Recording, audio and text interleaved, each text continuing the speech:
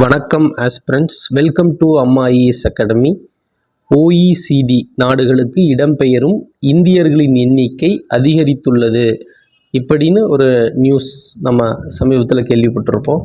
இது என்ன OECD countries அப்படின்னு பார்க்கும்போது, organisation for economic cooperation and development, அதாவது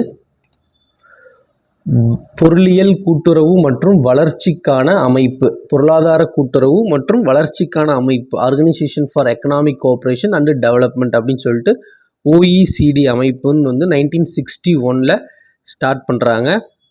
இதில் இப்போ 38 மெம்பர் கண்ட்ரிஸ் இதில் உறுப்பு நாடுகளாக 38 நாடுகள் தற்போது உள்ளது. இந்த அமைப்போட நோக்கம் என்னன்னு கேட்கும்போது, பொருளாதார ஒத்துழைப்பு மற்றும் சர்வதேச இந்த வியாபாரம், இந்த ட்ரேடு சம்பந்தமாக இருக்க ஒரு ஒத்துழைப்பு, இந்த நாடுகளுக்கு இடையே ஒரு பொருளாதார ஊக்குவிப்பு மற்றும் உலகளாவிய இந்த சந்தைப்படுத்துதலில் நம்ம ஊக்குவிக்கணும் அப்படின்னு சொல்லிட்டு சில நாடுகள் ஒன்றா சேர்ந்து 1961 இந்த OECD அப்படிங்கிற ஒரு அமைப்பை உருவாக்குறாங்க. ப்ரெசண்ட்டாக அந்த அமைப்பில் 38 மெம்பர் கண்ட்ரிஸ் இருக்காங்க. இதில் இருக்கிற பெரும்பான்மையான நாடுகள் வளர்ச்சியடைந்த நாடுகளாக, அதாவது டெவலப்டு கண்ட்ரிஸாக இருக்காங்க. அது மட்டும் இல்லாமல் ஹை இன்கம் எக்கனாமிஸாக இருக்காங்க. அதிக வருமானமுடைய பொருளாதார நாடுகளாகவும், very high human development index, அதிகமான மனிதவள மேம்பாட்டு குறியீடு உடைய நாடுகளாகவும் இருக்காங்க. ஸோ அந்த வகையில் பார்த்தா அந்த OECD இந்த அமைப்பில் இருக்கிற 38 நாடுகளில் பெரும்பாலான நாடுகள் டெவலப்டு, அதிகப்படியான பொருளாதார செழிப்புள்ள நாடுகளாக இருக்காங்க.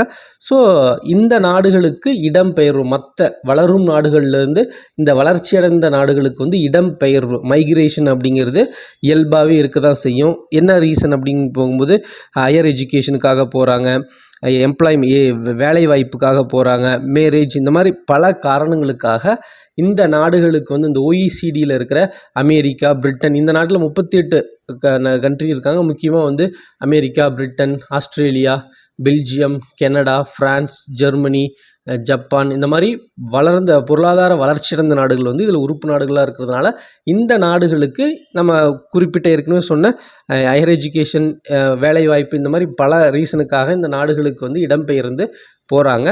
ஸோ அந்த வகையில் இந்த OECD கண்ட்ரிக்கு உலகளவில் எந்த நாட்டிலிருந்து அதிகப்படியான மக்கள் இடம்பெயர்ந்து போகிறாங்க அப்படின்னு பார்க்கும்போது அது இந்தியர்கள் தான். 2022 கணிப்புப்படி இந்தியாவிலிருந்து 5,60,000 பேர், 5.6 lakh, அதாவது இந்தியர்கள் இந்த OECD நாடுகளுக்கு, ஒன்று பிரிட்டனுக்கோ இல்லை அமெரிக்காவோ, இந்த 38 நாடுகளில் ஏதோ ஒரு நாடுகளுக்கு 5.6 லட்சம் பேர் இடம்பெயர்ந்துள்ளனர். இது 2021 ஒப்பிடும்போது 2022 35% பேர் அதிகமாக இந்தியர்கள் இந்த OECD நாடுகளுக்கு இடம்பெயர்ந்து உள்ளனர் பல்வேறு காரணங்களுக்காக.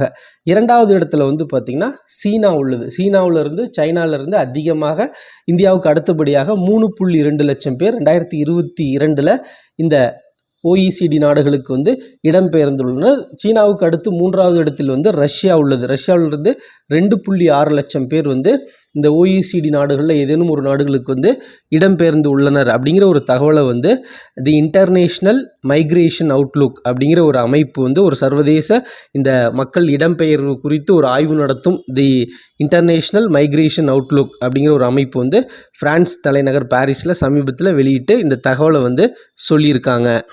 இதிலும் குறிப்பாக இந்த 2022 இந்தியாவிலிருந்து இந்த OECD நாடுகளில் போன 5.6 லட்சம் இந்தியர்களில் 1,12,000 பேர் பிரிட்டனுக்கு சென்றுள்ளனர்.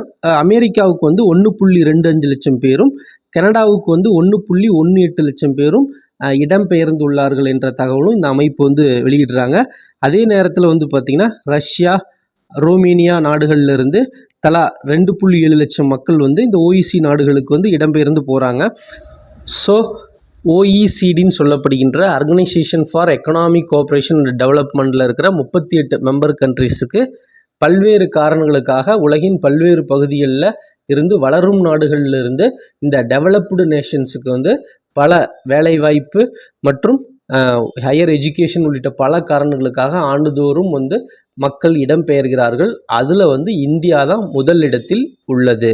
நன்றி.